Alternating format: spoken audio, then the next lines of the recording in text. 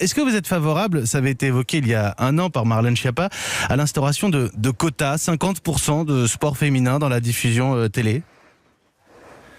Bon, en règle générale, je ne suis pas franchement pour les quotas parce que j'aurais l'impression de faire des statistiques et je pense qu'on est là pour travailler tous ensemble.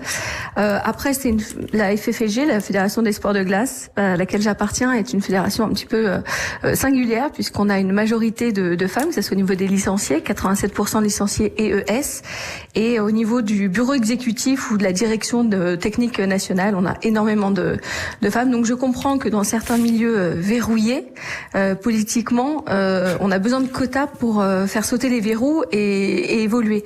Alors, je me permets de vous couper parce qu'il y a une autre particularité du côté de la Fédération des sports de glace. Pardonnez-moi, mais vous êtes la seule femme, c'est la seule fédération sportive olympique qui a une femme à sa tête. Alors depuis ce week-end, non. En fait, on est deux. Il y a aussi la présidente de la fédération de hockey sur gazon. D'accord, j'ai raté l'élection. Excusez-moi, mais... Nathalie Péchala, j'ai raté cette élection. Il n'y a pas de souci. Mais tant mieux, tant mieux. C'est tout nouveau.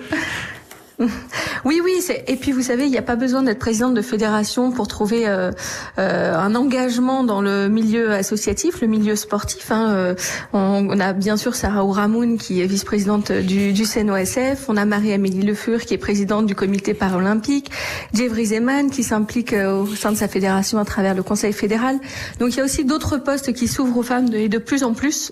C'est vrai qu'au niveau des présidents de fédération olympique, on reste encore en toute petite minorité. Mais, le monde tourne. Même dans les sports pratiqués principalement par des femmes, la gymnastique, l'équitation, là ce sont des hommes qui sont à la tête de ces fédérations.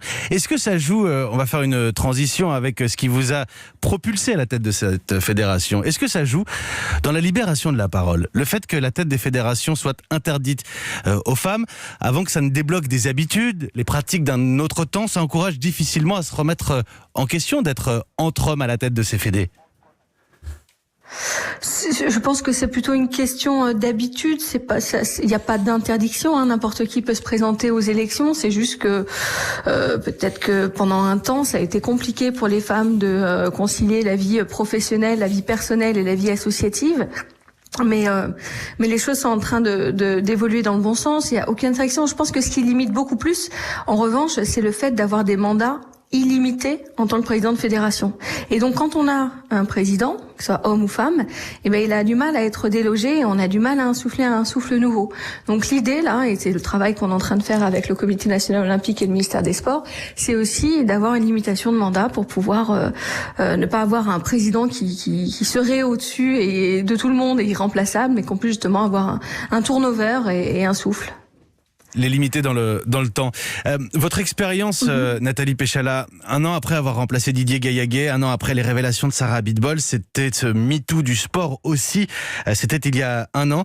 Est-ce que votre bilan, vous diriez, Nathalie Péchala, est positif aujourd'hui ? Est-ce que vous rencontrez des blocages ? Est-ce que vous arrivez à mettre en place ce que vous vouliez mettre en place pour changer cette organisation ? Alors sur le plan éthique, j'ai presque envie de vous dire que ça a été le dossier le plus simple à gérer puisqu'on partait d'une base neutre où il y avait pas grand-chose de construit. Donc on a mis énormément d'outils en place. On partait d'une page blanche quoi pour parler de l'éthique. Ouais, exactement. On a fait des codes de conduite, on a réactivé la commission disciplinaire, on a nommé des référentes intégrité, on a fait tout un circuit pour rassembler les témoignages des victimes ou des témoins, que ça soit traité via un comité éthique qui lui aussi a été créé. Donc ça a été le dossier, si vous voulez, où on avait beaucoup d'idées et on a pu les mettre en place avec un ministère des Sports aussi qui pousse sur l'honorabilité des bénévoles. Donc tout ça s'est mis dans les premiers mois en place à la fédération.